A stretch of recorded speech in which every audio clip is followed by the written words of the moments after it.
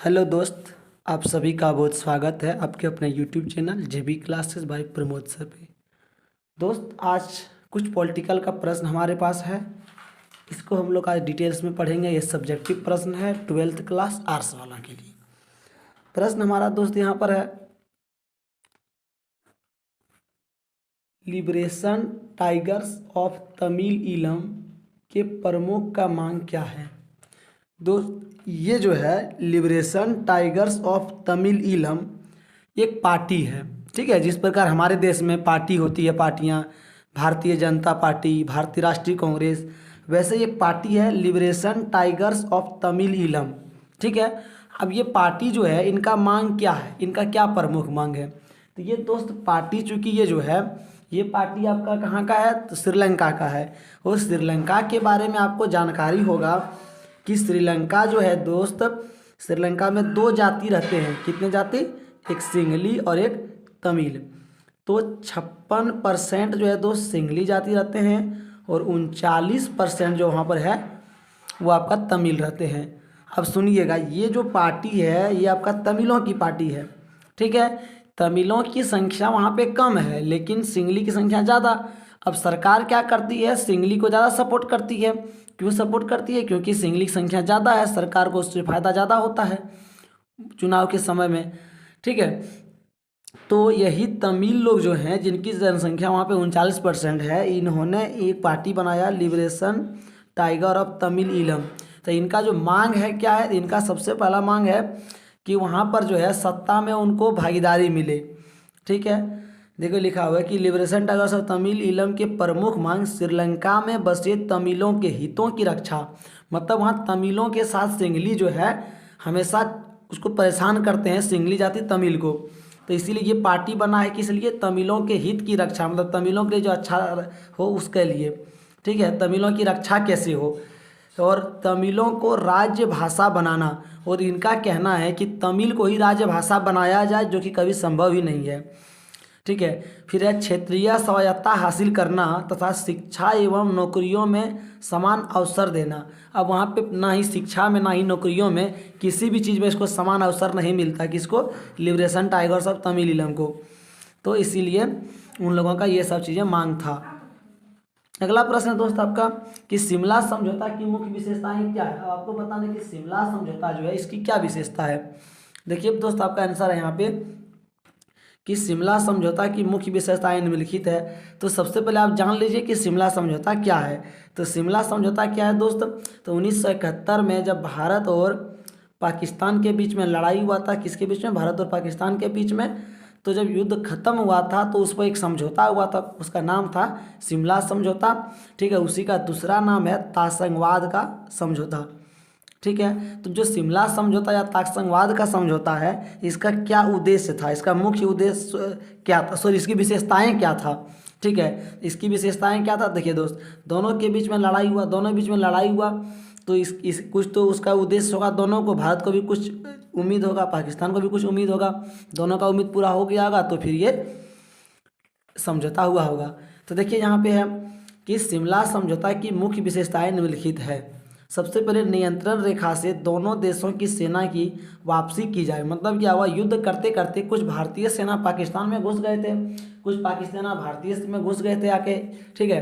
तो अब यहाँ पे क्या था कि जो दोनों देश की सीमा रेखा, जो बॉर्डर है, तो बोला गया था कि बॉर्डर से दोनों क्या हो जाए, बॉर्डर से अपना पार हो जाए, अपना अपना देश में वापस आ जाए। अर्थात इसका मतलब है कि जीता हुआ प्रदेश वापस किया जाए। मतलब ये हुआ कि भारतीय सेना जो है वो लाहौर तक चली गई थी, उस इलाका को जीत लिया था। तो जो जीता हुआ प्रदेश था उसको क्या करने का, वापस करने का बात किया गया था, ठीक है। और भारत ने ये बात मान भी किया कि ठीक है हम वापस आ जाएंगे। दूसरा है भारत द्वारा बंदी बनाए गए 1 लाख सैनिक की रिहाई की जाए। और भारत ने उसका 1 लाख सैनिकों को, 93,000 सैनिकों को बंदी बना लिया था, बोला था उसको रिहा कर देना है। और तीसरा था कि पाकिस्तान द्वारा बांग्लादेश की मान्यता, यानी कि भारत से 2 मांग रखा गया था, जीता हुआ प्रदेश से वापस आना और उसकी सेना को रिहा करना। और पाकिस्तान से यही था कि आपको जो है बांग्लादेश को अलग देश का मान्यता देना है, देना होगा, और पाकिस्तान ने मान भी गया। और इस प्रकार शिमला समझौता कंप्लीट हो गया आपका, ठीक है। आगे दोस्त प्रश्न आपका है कि 1965 के भारत पाक संघर्ष के क्या कारण थे। जब इसके बाद आता है कि 1965 में भारत और पाक के बीच में युद्ध हुआ था, तो इसका क्या कारण था। 1971 वाला तो हम लोग जान गए, बांग्लादेश को अलग करना था। अब 1965 वाला क्या था, देखिए लिखा है कि भारत और पाकिस्तान में संघर्ष विभाजन के साथ ही शुरू हो गया था। देखिए 1947 में देश आज़ाद हुआ, कौन कौन, भारत और पाकिस्तान।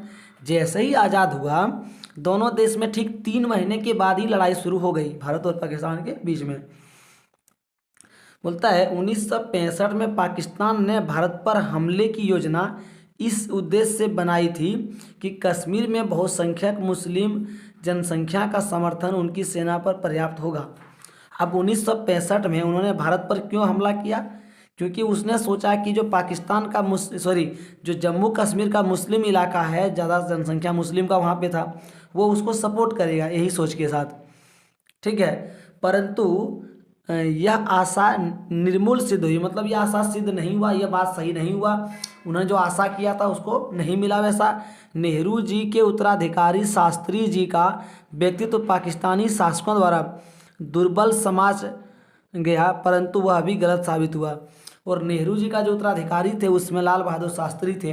ठीक है, तो लाल बहादुर शास्त्री का व्यक्तित्व इतना ज़्यादा था कि पाकिस्तानियों ने उसको कंट्रोल नहीं कर पाया।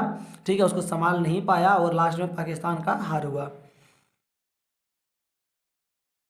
अगला है दोस्त कि सार्क को प्रभावशाली बनाने के लिए भारत द्वारा किए गए 2 प्रयास को बताइए। अब एक सार्क है दोस्त, यहाँ पे सार्क, सार्क का हिंदी क्या होता है, सार्क का दूसरा नाम है दक्षेस। दक्षेस में 8 देश शामिल हैं। ठीक है, हम आपको एक वीडियो में ट्रिक द्वारा बताएं सारे देशों का नाम, अगर आप उसको देखना चाहते हैं तो देख लेंगे निकाल के। ठीक है, थंबनेल में आपको लिखा हुआ मिल जाएगा। ठीक है, तो अब यहाँ पे है कि सार्क जो है उसको अच्छा बनाने के लिए, उसको प्रभावशाली बनाने के लिए भारत ने क्या किया। तो देखिए लिखा है कि सार्क की स्थापना, मतलब जब से सार्क की स्थापना हुआ और इसे सफल बनाने में भारत की अहम भूमिका है। भारत का सबसे बड़ा भूमिका है, सबसे बड़ा हाथ भारत का ही। देखिए आपको उदाहरण दिया गया है कि सार्क के कार्यों में भारत ने अपनी क्षमता के अनुरूप अन्य सदस्यों की अपेक्षा अधिक सक्रिय भाग लिया है। मतलब सार्क में 8 देश हैं, 8 में से भारत ने सबसे अधिक इसमें भूमिका निभाया है, सक्रिय रहा है। बोलता है इसे दृढ़ बनाने के लिए सृजनात्मक भूमिका निभाई है। अब जब मालदीव पर कुछ लुटेरों ने आक्रमण किया तो वहाँ तख्ता पलटने की कोशिश की, तो भारत ने शीघ्र ही सेना भेज दिया वहाँ पे। मतलब एक बार ऐसा हुआ था कि मालदीव पर कुछ लुटेरों ने आक्रमण किया और उस पर जो है तख्ता पलटने का प्रयास किया, मतलब वहाँ की सरकार को बदलने का प्रयास किया। तो भारत ने क्या किया, उनको बिना मांगे बिना बोले ही अपना सेना इन्होंने भेज दिया। ठीक है, और उसकी सहायता की और उसको उस परिस्थिति से बचाया। ठीक है, आगे और क्या किया, जब तीसरे शिखर सम्मेलन में एक संरक्षित खाद्यान्न भंडार बनाने की बात की गई कि एक खाद्यान्न भंडार बनाया जाए, तो किसी देश को दिक्कत हो तो उसको सपोर्ट करेंगे, तो उसमें अकेले भारत ने ही इतना टन गेहूँ दे दिया था, 1,53,200 टन, यानी कि पूरे हिस्से का 76% इन्होंने ही दे दिया था। अब जो आपका नेक्स्ट क्वेश्चन है दोस्त, शिमला समझौता का वर्णन करें। शिमला समझौता क्या, इसके बारे में बताइए। देखिए लिखा है, अभी जस्ट हमने पढ़ा था कि भारत पाकिस्तान के बीच लड़ाई हुआ था, उसी में शिमला समझौता हुआ था। देखिए लिखा हुआ है, आधुनिक बांग्लादेश 1971 से पूर्व पाकिस्तान का एक भाग था। यहाँ पे थोड़ा सा ज़्यादा डिटेल्स किया गया है कि आज जो बांग्लादेश है पहले वो क्या था, पाकिस्तान का एक भाग था, एक हिस्सा था। 1971 में वहाँ गृह युद्ध शुरू हो गया। गृह युद्ध का मतलब होता है कि अपना देश में ही आपस में लड़ाई हो जाना। तो जो बांग्लादेश वाला भाग था पूर्वी पाकिस्तान था। ठीक है, मतलब पाकिस्तान 2 भाग में था, एक था पूर्वी पाकिस्तान और दूसरा था पश्चिमी पाकिस्तान, और बीच में कुछ वहाँ जगह था। ठीक है, पश्चिमी पाकिस्तान। तो इन दोनों के बीच में लड़ाई हुई, इसी को गृह युद्ध कहा जाता है। 1971 में वहाँ गृह युद्ध शुरू हो जाने के बाद लाखों की संख्या में, ये संख्या है, लाखों की संख्या में शरणार्थी भारत आए। मतलब जब दोनों देश के बीच में लड़ाई हो गया तो जो पूर्वी पाकिस्तान था, जो कि आज बाद में बांग्लादेश बना, उसका काफ़ी लोग, लाखों शरणार्थी, मतलब 1 लाख से भी ज़्यादा लोग भारत आ गए। भारत में आकर लोग रुक गए, यानी कि शरणार्थी बनना वही उसी कहते हैं, यानी कि उन लोग यहाँ पे शरण लिया। जब दूसरे देश के व्यक्ति हमारे यहाँ का शरण लेते हैं, इसी को शरणार्थी कहते हैं। अब क्या बोलता है कि भारत ने मानवीय आधार पर उनको शरण दिया। अब जब कोई हमारे यहाँ रहने आ जाए तो हम लोग मानव होने के नाते उसको शरण देते हैं, मानवीय नाते। ठीक है, हमारा मानवीय धर्म है उसको शरण देना, तो उसको शरण दिया, उसको यहाँ रखा। बोलता है इसके विरोध स्वरूप पाकिस्तान ने 3 दिसंबर 1971 को भारत के हवाई अड्डे पर धावा बोल दिया। अब पाकिस्तान को ये बात क्या हो गया, खराब लगे कि भैया आप काहे उसको शरण दिए। उन्होंने क्या किया, जो भारत के हवाई अड्डा था उस पर धावा बोल दिया। भारतीय सेना ने बड़े वेग से जवाबी कार्रवाई की और भारतीय सेना ने उसका कार्रवाई भी किया, अच्छे तरीके से जवाब भी दिया। पाकिस्तान युद्ध हार गया और लास्ट में पाकिस्तान युद्ध हार गया और उसका पूर्वी बंगाल का भाग स्वतंत्र होकर बांग्लादेश के रूप में उदित हुआ, और जो उसका पूर्वी वाला हिस्सा था वो स्वतंत्र हो गया और वही क्या बन गया, बांग्लादेश बाद में बन गया। बोलता है युद्ध के बाद भारत और पाकिस्तान के संबंध बनाने के लिए 3 जुलाई 1972 को दोनों देशों के प्रधानमंत्री के बीच शिमला में एक समझौता हुआ। अब युद्ध में जब हो गया अब तो दोनों को संबंध को बढ़िया बनाना है, इसके लिए एक समझौता हुआ। दोनों देश का प्रधानमंत्री, हमारे देश के प्रधानमंत्री इंदिरा गांधी और वहाँ के जो प्रधानमंत्री थे, दोनों के बीच में समझौता हुआ। दोनों देशों ने यह करार किया कि दोनों देशों ने क्या प्रॉमिस किया कि भारत एवं पाकिस्तान के बीच डाक तार सेवा फिर से चालू की जाएगी। डाक तार सेवा मतलब जो यहाँ से चिट्ठी वहाँ भेजा जाए, वहाँ से चिट्ठी यहाँ आई, इसको शुरू किया जाए, तथा आर्थिक एवं सांस्कृतिक क्षेत्रों में दोनों राष्ट्र एक दूसरे की मदद करे और दोनों एक दूसरे का मदद भी करेगा। ठीक है, तो यही था आपका शिमला समझौता। अब अगले प्रश्न को देखते हैं। अगला जो प्रश्न है दोस्त आपका है, ठीक है, कि पाकिस्तान के लोकतांत्रिक में कौन कौन सी बाधाएं हैं। मतलब पाकिस्तान में जो लोकतंत्र है उसकी बाधा क्या है, प्रॉब्लम क्या है, पाकिस्तान लोकतांत्रिक बनकर क्यों नहीं रह पाता है, यही प्रश्न आपका है। देखिए जवाब है दोस्त कि पाकिस्तान के लोकतांत्रिकरण के मार्ग में अनेक बाधाएं हैं, बहुत सारी कारण हैं जिससे पाकिस्तान लोकतंत्र नहीं बन पाता है। बोलता है यहाँ राजनीतिक व्यवस्था को पोशाक की भांति बार बार बदला जाता है। मतलब वहाँ का जो राजनीतिक व्यवस्था है उसको जिस प्रकार हम लोग ड्रेस को बार बार चेंज करते हैं, वो लोग उसी को बार बार बदल लेता है, राजनीति को ही। बोलता है किसी भी विकासशील राष्ट्र के लिए यह शुभ संकेत नहीं है कि बार बार राजनीतिक व्यवस्था बदलने से राष्ट्र के विकास की गति मंद पड़ जाती है। अब बार बार जब राजनीति में बदलाव वहाँ पर होगा, सरकार बार बार बदलेगा, तो वो देश क्या होगा दोस्त, विकास नहीं कर पाएगा। मतलब पाकिस्तान की राजनीति पर हमेशा सेना, धर्मगुरु और भूस्वामी अभिजनों का प्रभुत्व रहा है। पाकिस्तान की जो सरकार से सत्ता है वहाँ पे सत्ता पे हमेशा किसका दबदबा रहा है, या तो सेना का, या तो धर्मगुरु जो धर्म का गुरु होते हैं जैसे आपका मौलवी साहब, मौलाना वगैरह, और भूस्वामी मतलब ज़मीन का मालिक, उन लोगों का जो है प्रभुत्व रहा है। यही कारण है कि कई बार वहाँ निर्वाचित सरकार को गिराकर सैनिक सरकार की स्थापना की गई। कई बार वहाँ पे चुना हुआ सरकार जो है, जनता का चुना हुआ सरकार गिर गया और सैनिक शासन वहाँ पे शुरू किया गया है।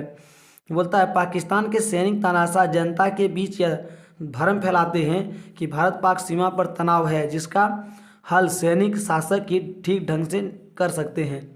अब पाकिस्तान के जो सैनिक तानाशाह है वो लोग क्या करते हैं, लोगों में एक भ्रम फैला देता है कि बॉर्डर पर दोनों के बीच में लड़ाई होने वाला है और इसको कौन सही संभाल सकता है, तो सेना ही संभाल सकता है। आगे बोलता है पाकिस्तान की सेना, धर्मगुरु भूस्वामी अभिजन यह तर्क पेश करते रहते हैं कि यहाँ के राजनीतिक दलों में उचित नेतृत्व प्रदान करने का सामर्थ्य नहीं है, वे लोकतंत्र को संदेह की नज़र से देखते हैं। ठीक है, वे लोग मतलब क्या करते हैं, सेना लोग, धर्मगुरु लोग बार बार ये चीज़ें फैलाते रहते हैं, अफवाह वहाँ पे। उनका कहना है कि किन लोकतंत्र राजनीतिक दलों के वापसी स्वार्थ में चलते पाकिस्तान की सुरक्षा खतरे में रहेगी। स्पष्ट है कि ये ताकतें सैनिक शासन की पाकिस्तान की सुरक्षा के लिए आवश्यक मानती है। मतलब ये लोग वहाँ पे लोगों के बीच में भ्रम फैला दिया है कि आप सेना ही देश को संभाल सकता है, क्योंकि भारत वाला हमेशा अटैक करते रहता है। ठीक है, आगे जो आज का लास्ट प्रश्न है दोस्त, 1965 और 71 में भारत पाकिस्तान युद्ध का वर्णन करें। 1965 में युद्ध हुआ था और 71 में दोनों युद्ध का वर्णन करना। बार बार वही क्वेश्चन रिपीट हो रहा है आज में। ठीक है, प्रश्न आपका है दोस्त, यहाँ पे देखिएगा कि 1965 ईस्वी में अप्रैल में पाकिस्तान ने गुजरात के कच्छ इलाके के रन में सैनिक हमला बोला। 1965 में कहाँ पे हमला बोला था? तो अप्रैल महीने में पाकिस्तान ने गुजरात के कच्छ इलाके में, ठीक है। बोलता अगस्त सितंबर 1965 ईस्वी में पाकिस्तान ने जम्मू कश्मीर में बड़े पैमाने पर हमला किया। पहले उन्होंने कहाँ किया था? गुजरात के कच्छ में, फिर कहाँ कर दिया भाई? जम्मू कश्मीर में अगस्त सितंबर में। कश्मीर के मोर्चे पर पाकिस्तानी सेना की बढ़त को रोकने के लिए प्रधानमंत्री लाल बहादुर शास्त्री ने पंजाब की सीमा की तरफ से जवाबी हमला करने का आदेश दे दिया। अब जब वे लोग बार बार बढ़त बना रहे थे, पहले गुजरात में किया अप्रैल में, फिर जम्मू कश्मीर में कर दिया अभी सितंबर में, तो जो लाल बहादुर शास्त्री प्रधानमंत्री थे उन्होंने आदेश दिया कि उसको रोका जाए। दोनों देशों की सेनाओं के बीच घनघोर लड़ाई हुई और भारत की सेना आगे बढ़ते हुए लाहौर के नज़दीक पहुंच गई और दोनों के बीच में लड़ाई हुआ और लास्ट में जो भारत की सेना थी वो लाहौर तक पहुंच गई 1965 में। परिणाम क्या हुआ? परिणाम यह हुआ कि पाकिस्तान का सर्वनाक हार हुई, मतलब हार बढ़िया से हो गया उसका। संयुक्त राष्ट्र संघ के हस्तक्षेप से इस लड़ाई का अंत हुआ और जब संयुक्त राष्ट्र संघ ने इसमें एंट्री लिया तो फिर दोनों की लड़ाई को ख़त्म करवाया। बोलता भारतीय प्रधानमंत्री लाल बहादुर शास्त्री और पाकिस्तान के जनरल अयूब खान के बीच 1966 ईस्वी में तस्कंद समझौता हुआ।